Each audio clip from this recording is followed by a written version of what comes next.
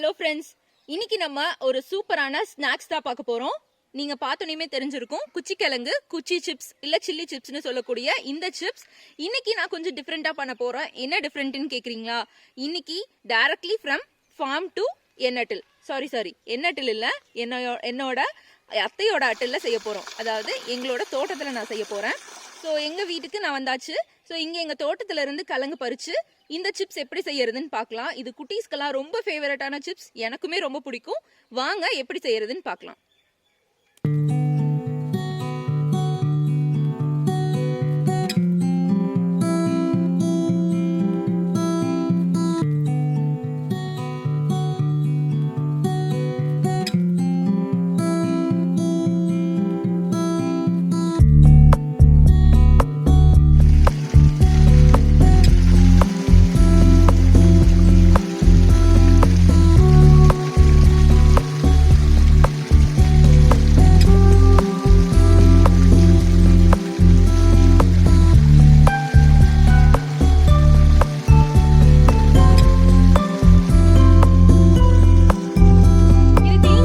First இது எல்லாமே தண்ணியில் நம்ம கழுவியாச்சு. ஸோ இந்த மாதிரி ஸ்லிட் போட்டுக்கோங்க கத்தி வச்சு.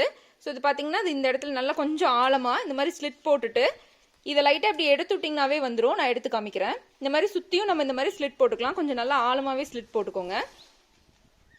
இது இந்த மாதிரி ஸ்லிட் போட்டதுக்கப்புறம் நம்ம கை வச்சு இப்படி உரிச்சோம்னாவே இது ஃபுல்லாக அந்த தோல்லாம் உறிஞ்சு வந்துடும். இதில் பார்த்தீங்கன்னா தெரியும், இதே மாதிரி தான். ஸோ இந்த மாதிரி நம்ம கை வச்சு இது ஃபுல்லாக அப்படி உரிச்சு எடுத்துடலாம். இப்போ கிழங்கு எல்லாத்தையுமே இந்த மாதிரி உரிச்சு எடுத்தாச்சு. ஸோ இதில் பார்த்தீங்கன்னா நம்ம முன்னாடி சொன்ன மாதிரி ஸ்லிட் போட்டு எடுக்கிறப்போ இந்த மாதிரி நம்ம பட்டையெல்லாம் அப்படியே நம்ம கையிலேயே உரிச்சு எடுத்துக்கலாம். அந்த தோல் எல்லாத்தையுமே உரிச்சு எடுத்தாச்சு.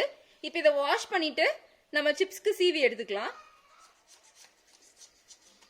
இப்போ நம்ம குச்சி சிப்ஸ் சீவறதுக்கு நம்ம கிழங்கு வந்து இந்த மாதிரி இந்த அளவுக்கு திக்னஸ் இருக்கிற மாதிரி நம்ம வெட்டி எடுத்தாச்சு. நீங்க சிப்ஸ் சீவறது கூட அட்ஜஸ்ட் பண்றது இருந்ததுன்னா இந்த அளவுக்கு திக்கா சீவி எடுத்துக்கலாம். இதுக்கப்புறமா நம்ம சிப்ஸ் சீவறதுல இந்த மாதிரி கிராஸை வச்சு சீவனோம்னா உங்களுக்கு இந்த குச்சி சிப்ஸ் ஷேப்ல வந்துடும். ஸோ இதே மாதிரி நம்ம எல்லா கிழங்கையும் சீவி எடுத்துக்கலாம்.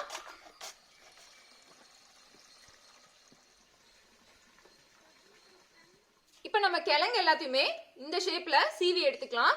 இப்போ சீவன கிழங்க நம்ம தண்ணியில போட்டு முன்னாடி சிப்ஸ்க்கே சொல்லியிருப்பேன், தண்ணியில போட்டு வாஷ் பண்ணோம்னா சிப்ஸ் நல்லா கிறிஸ்பா வரும். ஸோ அதே மாதிரி தான் இதையுமே நம்ம இந்த மாதிரி சீவி இந்த ஷேப்ல எடுத்ததை தண்ணியில போட்டு ஒரு 2 வாட்டி அலசி எடுத்துட்டு ஒரு கிளாத்ல ட்ரை பண்ணி எடுத்துக்கலாம்.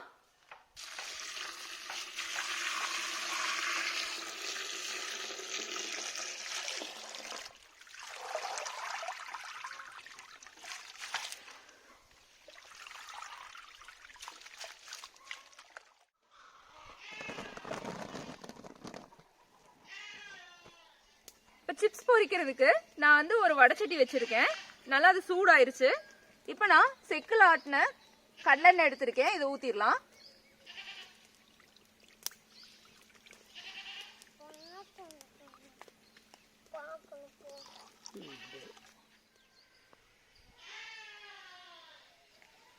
இப்போ எண்ணெய் நல்லா சூடாயிருச்சு.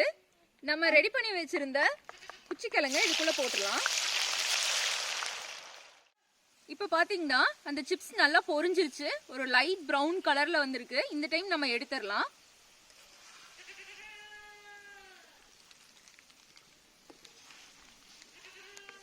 இப்போ பாருங்க, சிப்ஸ் நல்லா மொறு மொறுன்னு ரெடி ஆயிருச்சு. குச்சி சிப்ஸ் பார்த்தீங்கன்னாவே தெரியும், நல்லா கிறிஸ்பா சூப்பரா ரெடி ஆயிருக்கு.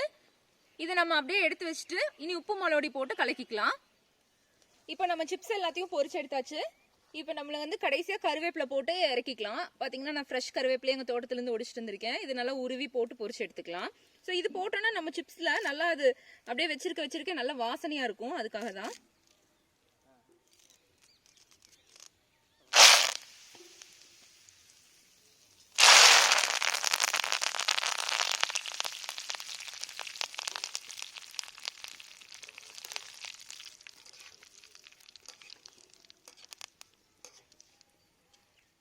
இப்போ நம்ம கருவேப்பிலையும் இதில் பொரிச்சு கொட்டியாச்சு. இப்போ நம்ம வந்து காரத்துக்கும் உப்புக்கும் நான் வெறும் உப்பும் வரமிளகாத்தூளும் மிக்ஸ் பண்ணி வச்சுருக்கேன். இந்த மாதிரி நம்ம தேவையான அளவு தான், காரம் எந்த அளவுக்கு வேணுமோ உப்பு டேஸ்ட்டுக்கு ரெண்டையும் சேர்த்து மிக்ஸ் பண்ணியிருக்கேன். இது கூட உங்களுக்கு சாட் மசாலா இருந்தாலும் போட்டுக்கலாம். நான் முன்னாடி போட்ட சிப்ஸில் கொஞ்சம் சாட் மசாலா போட்டிருப்பேன்.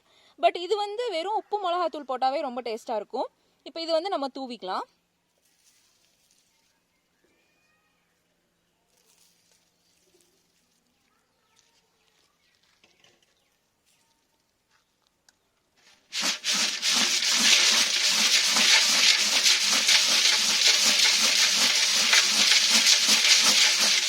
நம்மளோட குச்சிக்கிழங்கு சில்லி சூப்பராக ரெடி ஆயாச்சு. குச்சி சிப்ஸ்னு சொல்லுவோம், இதை சில்லி சிப்ஸ்னு சொல்லுவோம். சூப்பராக ரெடி ஆயாச்சு. இது சாம்பார் சாதம், ரச சாதம், தயிர் சாதம் கூட வச்சு சாப்பிட்றப்போ ரொம்ப டேஸ்ட்டாக இருக்கும்.